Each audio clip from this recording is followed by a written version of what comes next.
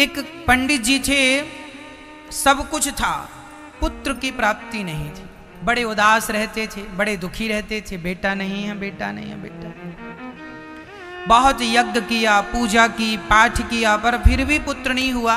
तो उन्होंने मन से ही वह कांटा निकाल दिया पुत्र का और आनंद से रहने लग गए। अच्छा, कई लोग अपने मन को तो जैसे तैसे समझा लेते हैं, पर ये पड़ोसी जीने नहीं देते। अच्छा, किसी को बेटा ना हो आज के युग में, जमाने में, तो उससे ज्यादा परेशान कौन करता है? कौन? किसी स्त्री को आज बेटा ना हो तो उसको परेशान करने वाले कौन होते हैं? सबसे पहले तो उसके अपने घर वाले, फिर बचे खुचे रिश्तेदार, फिर पड़ोसी। एक पड़ोसन थी, अरे तुम्हारी बहू के बेटा नहीं है, बेटा नहीं है। हाँ, तो तुम्हारी बहू के तो 4-4 बेटे हैं, तो तुमने कौन सा गढ़ जीत लिया? हाँ? बेटे हैं, अरे उसके नहीं है, उसके भाग्य में नहीं है, बात खत्म। क्यों उसके पीछे पड़ी हो? और देखो, किसी को देखकर हंसना मत। आप किसी लंगड़े को देख के हंस दीजिए, देख लेना, आप लंगड़े ना हो जाओ तो कह देना। हंसो तो जरा, ईश्वर सब कुछ नोट करता है। किसी को देखकर हंसना मत, हंस दोगे समय ना लगेगा। ईश्वर के अगर देर हो सकती है, अंधेर नहीं, जरा लंगड़े को देखकर तुम हंसो, तुम भी लंगड़े ना बन जाओगे तो कह देना। देर सवेर कितनी लगे वो ईश्वर का विधान है। किसी अंधे को देखकर हंस दो जरा, देखो फिर क्या होता है। तुम्हारी दोनों ना चली जाए तो कह देना आंखें। किसी स्त्री के पुत्र नहीं है और तुमने हंस दिया, अरे इसके तो बेटा नहीं है, बड़ा मजाक उड़ा दिया उसका समारा जमाने में और खूब उसका हंसी कर दी, अरे बेटा नहीं, हमारे तो बेटा है। हाँ, भगवान बोले अच्छा रुक, तेरी भी बेटा नहीं होगा, तेरी बहू के बेटा नहीं, तेरे वंश में तू हंस रही है ना किसी को देखकर, ईश्वर कहेंगे तू बहुत हंस रही है, तेरा भी वंश हम स्टॉप करते हैं। इसलिए संभल कर बैठना, जग में तमाशा देखने वालों, कहीं खुद ना तमाशा बन जाना, तमाशा देखने वालों, है ना। किसी के घर में आग लगे तो पानी डालो, मजाक ना उड़ाओ।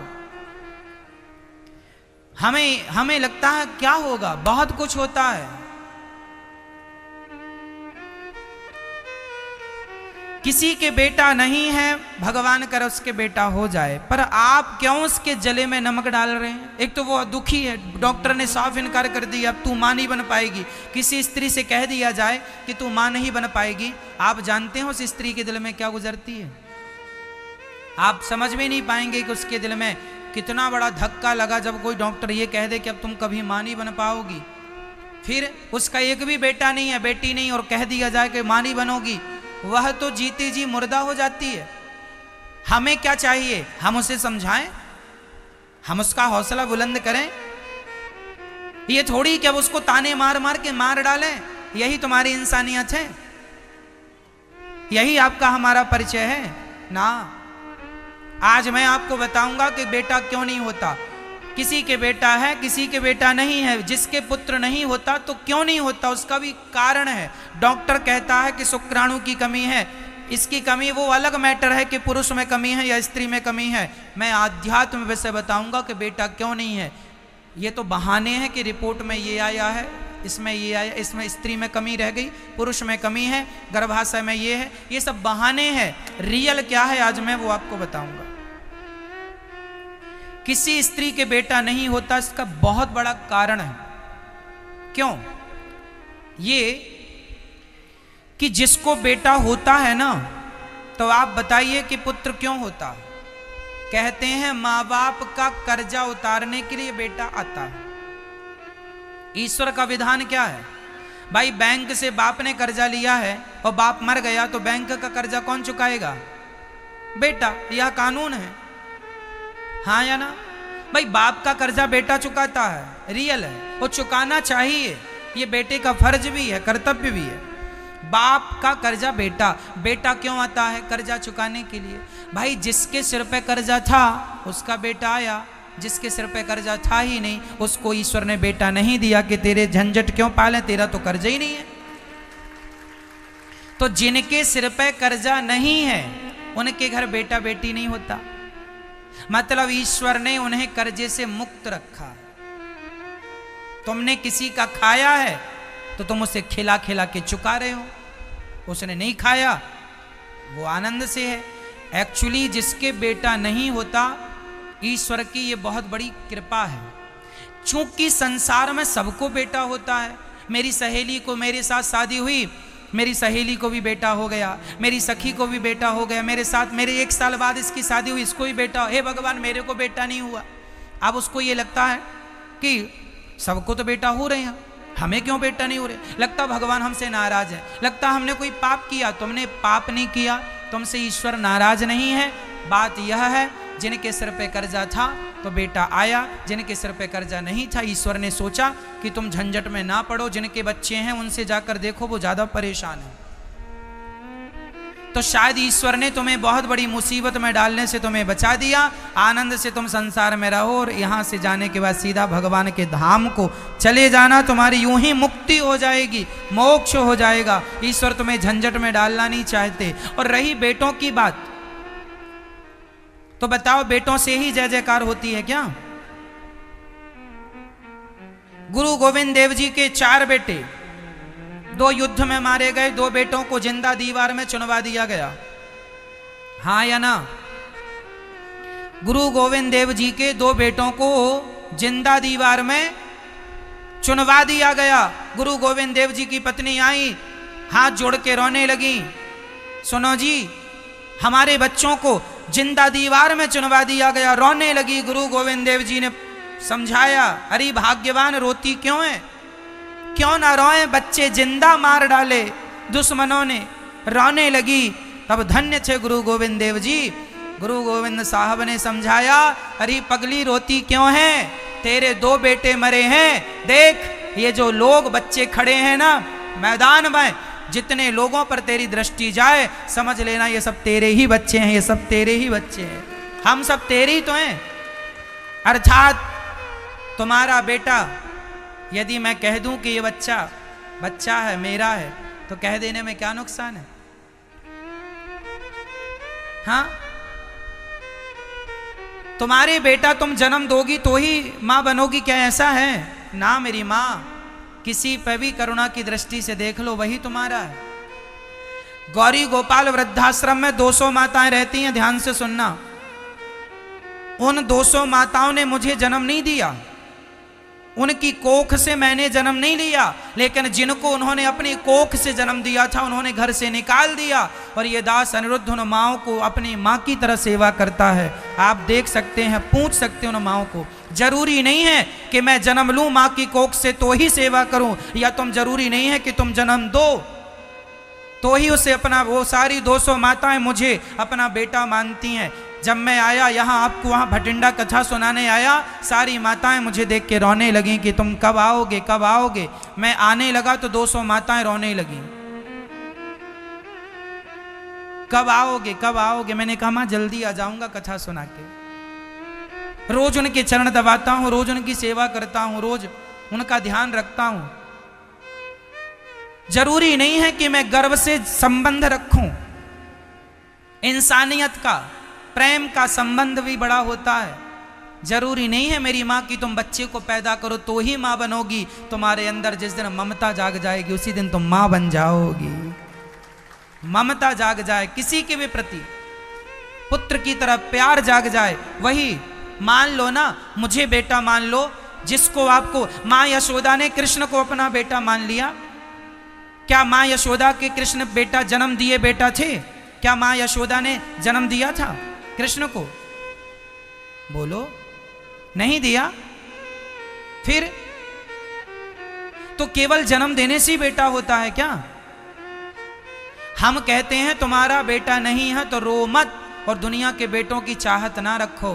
भगवान कृष्ण को ही अपना बेटा मान लो, भगवान है।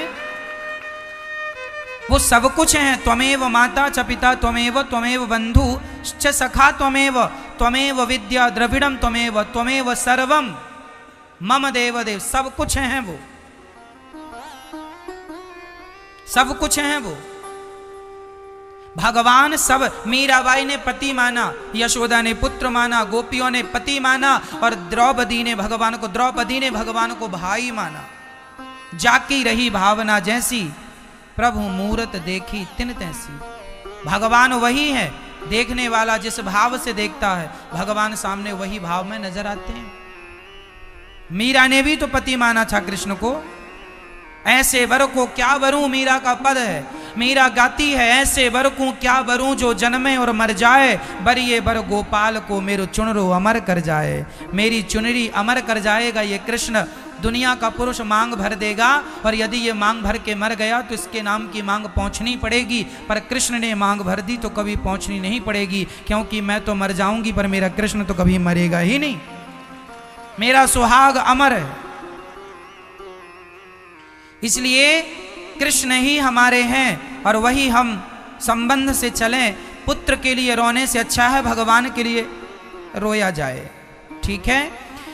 आत्मदेव जी को पड़ोसी ने ताने मारा, पुत्र नहीं है, घर से निकलकर जंगल में जाने लगे। एक महात्मा जी ने फल दिया, लो पत्नी को खिलाना। पत्नी ने फल खाया नहीं, गाय को खिला दिया। बहन को बच्चा हुआ सो पैसे से खरीद लिया, नाम रखा धुंधकारी। जब तुम्हारी किस्मत में जो नहीं होता ना और तुम फिर भी किस्मत के विपरीत जबरदस्ती करोगी ना उंगली, तो फिर तुम्हें कष्ट मिलेगा। एक सज्जन को बेटा नहीं था, उनने अनाथ आश्रम में जाके बेटा गोद ले लिया और गोद लेके सारी प्रॉपर्टी उसके नाम कर दी। और वो जब प्रॉपर्टी नाम हुई तो बच्चे ने माँ बाप को घर से निकाल दिया, निकलो घर से बाहर, निकाल दिया। अब बूढ़े आदमी रोने रोने लगे, हमें मिल गए। हमने कहा क्यों रो रहे हो? बोले महाराज जी घर में कोई कमी नहीं थी, धन दौलत बहुत था, पर हमने गलती कर दी। क्या गलती कर दी? तो वो बच्चे ने सब ले लिया। बच्चा तुम्हारा तो बच्चा था नहीं। अरे महाराज जी गोद ले लिया था, बच्चा नहीं था तो अच्छा। अब जानबूझकर मुसीबत ली है, जानबूझकर कुआं में गिरे हो तो भोगना तो पड़ेगा। ईश्वर की मर्जी में खुश क्यों नहीं रहते? जबरदस्ती कुछ लोग होशियार बनते हैं, उंगली करते हैं और अपनी होशियारी के चक्कर में मारे जाते, परेशान होते। जो धन तुमने बेटे के नाम कर दिया वही अपने हाथ से दान पुण्य कर देते तो लोक परलोक दोनों बनता। बच्चों को करोड़ दे के जाओ, एक रत्ती का पुण्य मिलने वाला नहीं, पर किसी भूखे को एक रोटी ही दे के जाओगे, बहुत बड़ा पुण्य हो जाएगा। ईश्वर के विधान को चैलेंज ना कीजिए। ईश्वर ने जो विधान कर दिया है उसे एक्सेप्ट कीजिए, स्वीकार कीजिए। ईश्वर ने जो खुशी दी है उसे रखिए और जो नहीं दी उसके लिए परेशान हो। यदि तुमने पावी लिए तो तुम्हें सूट करेगी ही नहीं, करनी ही होती तो परमात्मा दे ही देता। क्यों जी? सही है। फिर क्यों? इसलिए ईश्वर के विधान में प्रसन्न रहो, जैसे रखे राम जी रहना चाहिए और सीताराम। अब देखिए आत्मदेव जी के भाग्य में बेटा नहीं था, इन्होंने जबरदस्ती बेटे के लिए रो रहे हैं तो संत जी ने फल दिया था कि खाएगा चल बेटा होगा, पर फल गैया को खिला दिया तो गाय के बच्चा हो गया, नाम रखा गौकर्ण। और बहन का बेटा धुंधली ने पैसों से खरीद लिया, नाम रखा धुंधकारी। अब मिल तो गया बेटा, लेकिन वो ऐसा बेटा मिला कि दिन रात मारता है लाठियों से। आत्मदेव जी कितनी पिटाई करता, रीढ़ की हड्डी कमजोर कर दी उसने। सारा पैसा छीन लिया, लाओ पैसे लाओ, सारा पैसा ले लिया और भरे गांव में सबके बीच में लात मारता है, लाठी मारता है, अपमान करता है, गालियां देता है। आत्मदेव जी रोने लगे, विधाता बेटा नहीं था तो ही सुखी था मैं, बेटा मिला तो ये खून के आंसू रुलाता है। भगवान ने कहा मर्जी तो कर रहे थे अपनी, मैं तो नहीं ही दे रहा था, तुम ही पीछे पड़े थे। अब लो, जो तुम्हारे भाग्य में नहीं है वो यदि तुम्हें मिल भी गया, तुमने भाग्य के अपोजिट काम कर लिया, ले लिया, सूट नहीं करेगा। बात समझ में आ रही है? धुंधकारी मिल गया था पुत्र रूप में, सूट बिल्कुल नहीं किया, मारता है। इतना मारा, पीठ लाल कर दी। गांव में, गांव के बीच में अपने बाप को मारता है। आत्मदेव जी रोते हैं, विधाता पहले बेटे के लिए रोना पड़ा, अब इसलिए रोना पड़ रहा है कि ऐसा बेटा क्यों मिला। रो रहे हैं। तब गौकर्ण जी आए, गाय के पुत्र, और उन्होंने समझाया, देहे स्थिमांस रुधिरे भिमतिं त्यजत्वं जाया सुतादिषु सदा ममतां विमुञ्च पश्यानिशं जगदिदं क्षणभङ्गनिष्ठं वैराग्यरागिरसिको भवभक्तिनिष्ठः। ये शरीर हमारा क्या है? देहे स्थिमांस रुधिरे, मांस का एक समूह है। हमारे शरीर में क्या है? खून है, हड्डियां हैं, मांस है। क्या है इसके सिवा? मल मूत्र भरा पड़ा है। क्या है इसके सिवा? हमारे शरीर के एक भी अंग से सुगंध निकलती हो सो बताओ। क्या है मैया निकलती है? आप लोग दिन भर इत्र डालते हैं, फिर खत्म हो जाता, फिर डालते हैं, फिर खत्म हो जाता, फिर डालो। शरीर से तो दुर्गंध निकल रही है। अब कोई दुर्गंध के रास्ते में सुगंधी डाल भी दे, कितनी देर चलेगी? निकलना तो दुर्गंधी है। ये शरीर हमारा मलमूत्र का एकमात्र घड़ा है। हड्डियां, खून, अस्थियां, चर्म इत्यादि से बना ये निर्मित शरीर है। इसमें आसक्ति रखना ठीक नहीं, इससे प्यार करना ठीक नहीं। कोई कहे कि मैं शरीर से प्यार करता हूं, तो शरीर से प्यार करने वाले लोग क्या समझदार माने जाएंगे? तुम्हारा शरीर क्या दुर्गंध का एक घड़ा कह दो। शरीर के हर अंग से दुर्गंध। शरीर में कितने दरवाजे हैं बताओ? शरीर में कितने दरवाजे हैं? नवद्वारे पुरे देही, 9। शरीर में 9 छेद हैं, 9 दरवाजे हैं। 2 दरवाजे आपके सामने हैं। ये आंख, सवेरे सोकर उठते हो तो आंख से सुगंध निकलती है, दुर्गंध निकलती है। 2 दरवाजे कान, यहां से सुगंध निकलती है, दुर्गंध। 2 दरवाजे नाक, यहां से सुगंध निकलती है। आ रही है सर्दी महारानी, देखना क्या निकलता नाक से। फिर 2, 2, 4, 2, 6, एक ये मुख, ये छेद हैं। कितने दरवाजे हो गए? 7। एक मूत्र द्वार, एक मल द्वार, टोटल 9। यह 9 दरवाजे हैं हम सबके शरीर में। इस 9 दरवाजे के शरीर से कोई प्रेम करे जिसमें केवल मल ही भरा है, मूत्र ही भरा है, इससे कोई मोहब्बत करे तो पागलपन नहीं तो क्या है? प्यार करना है तो जैसे सुदामा ने भगवान से प्यार किया था, भगवान से प्यार करो। उनका शरीर दिव्य शरीर है, उनसे प्यार करो। क्या संसार के लोगों से व्यवहार करो, प्यार नहीं। ये शरीर किराए का है। आप कहते हैं ये मेरी पत्नी है। धुंधकारी के पिता आत्मदेव जी कहते हैं मेरी पत्नी ने, मेरे पुत्र ने धोखा दिया, मारा। अरे कोई पत्नी और कोई पुत्र नहीं है। अच्छा ये बताओ, आपकी पत्नी है, आपकी पत्नी पुत्र है? आप कहते हैं ये मेरी पत्नी है, मेरा पुत्र है, मेरा है आपका? दिल में हाथ रख के बताओ, आपकी पत्नी आपकी है? आपका पति आपका है?